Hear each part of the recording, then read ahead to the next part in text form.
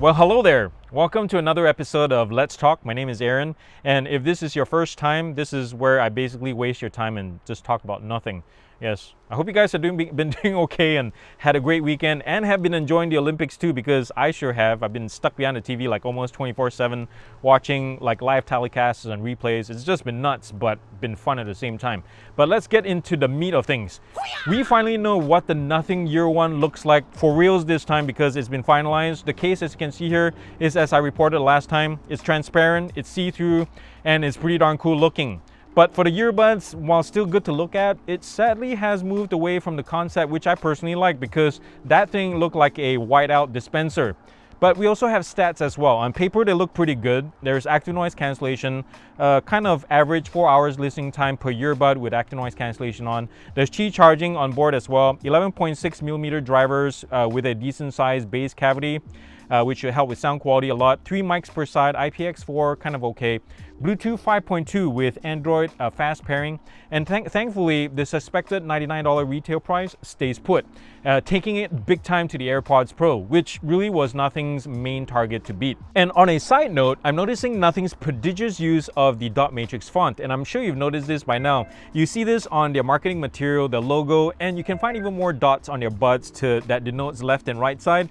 And I think this is Nothing's thing. You can check out their website, for example, for more, and you can see for yourself. Is this setting a unique brand identity, which I think it is, or is it also at the same time a hot mess of legibility, which I also think it is? You can comment down below, let me know what you think.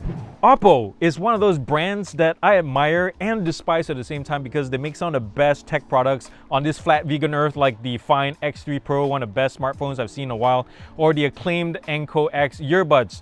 But we can't get a hold of them because, surprise, surprise, they don't sell them here in the United States. The newly launched Watch 2, on the other hand, gives me hope. It's only available in China right now. Perhaps this time might be different, but honestly, I personally doubt it. But Oppo, if you're listening, you know what to do. We want it, and we really want it now. I'm excited about the Watch 2 because its specs are dope, like the Snapdragon 4100 chip running Wear OS, 326 ppi AMOLED 60Hz refresh rate screen. That's pretty darn awesome. And it comes in an eSIM or Bluetooth variant, and there's plenty of fitness tracking abilities. There's 4 days of battery life, or 16 days if you choose endurance mode. And usually you don't see this kind of endurance in any kind of Snapdragon Wear OS kind of chip. The most you get is 2 days. And you wonder how Oppo does it? Well, it has this trick of a second lower powered processor. Think about this, used to run basic functions in RTOS or real-time OS. And when you need to run an Android app, it boots to Wear OS with the 4100 chip. So yes, it dual boots as well. That's pretty darn awesome. And on the news of stuff we don't get, there's also the just announced Huawei P50 series of flagship phones. There's the regular one, there's Pro, and the Pro Plus versions. Their specs are nothing to sneeze at, especially the cameras, and that's my focus here. The former two models, they sport quad cams, while the latter one is a quintuple setup. I'm not sure what the last lens is because I'm filming this actually right before the official announcement, like a few hours before, so pardon the potential missing details.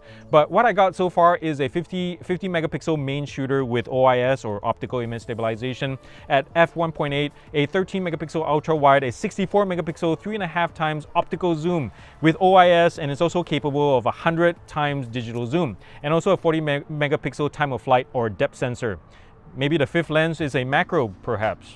And by the way, if you're wondering why I even bother talking about things like these, about stuff that probably won't make it to our shores here in the United States, well, to that I say, my friends, this is all about exposure and gaining traction, like putting spotlight on things, because the more people like you and myself talk about these kind of things on YouTube or Reddit or whatever public forums, there's opportunity where these topics and discussions get noticed by the powers that be, who make decisions on when or where products will be sold. And I know Gear Up is small fry in the whole sea of things, but we're doing our part here. Oh, you might be interested in this one. This is the NuraTrue from Nura.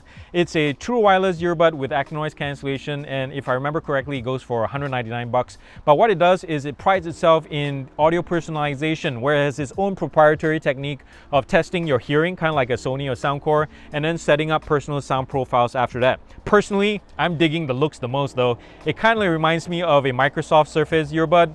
right? And it's only a bit smaller than that, but what I like about this kind of large dish shape for both the Surface Buds and the NuraTrue is that it makes it that much easier to use the touch controls and possibly even incorporate swipe controls because it's a nice large surface like those you find on headphones. Do you remember my Urbanista Miami video? I like that headphone because it was a decent sonic performer combined with some fresh design and plenty of color options to basically match your outfit. Well, just when I thought that the brand was like more fashion centric because that seems to be their focus than really a technical innovator, it comes out with the Urbanista Los Angeles, this thing right here. Its superpower, get this, is that it's solar powered. Yes, the solar panels are situated on a headband and they threw in USB-C charging just in case for backup. So what this means is when the Los Angeles comes out, it's currently in the pre-order stage, it will be the first self-charging active noise cancellation headphone out there. That's pretty darn awesome. And let's just hope it sounds good and the battery life doesn't suck overall. It's my goal to check it out sometime soon, but regardless, this kind of green, landfill reducing sustainability tech I can get behind. So well done, Urbanista, well done. So I just bought this, and this is my first non-kit lens to add to my admittedly sad ghetto camera arsenal of 2 lenses. This is the Panasonic Lumix 20mm f1.7 prime pancake lens, and this is one of the smallest lenses I've ever used. Look how thin this thing is, and it's bloody amazing for the price. And you can get this for around 180, 260 bucks on Amazon or eBay, depending on open box or brand new. But I've been testing this out. Last week's JLab Epic Air Sport video, for example, was shot mostly with this, as well as this one, except for this scene. And if you look closely, you can tell a huge difference in image clarity and sharpness, and also not to mention the obviously delicious bokeh blurriness of the background. Now, here's the thing though, for the longest time since I began this channel, I've mulled about getting whether to go 4K or not. And to be honest, it's really not necessary if you're thinking about vlogging or YouTubing. And personally, I don't want to deal with the larger file sizes and also the slower post-processing times needed. So yeah, I've always been close to flipping that 4K switch until I realized how important it is to have good lens with good glass with a good camera. I'm not kidding. When I compare my previous videos on a big screen with this last JLab video and this one as well, the amount of detail that I gained just from the new lens is crazy. It's like 2 to 3 times sharper. So 4K, in my opinion, is not really needed for my needs. So the moral of the story or this video, get the best lens you can afford.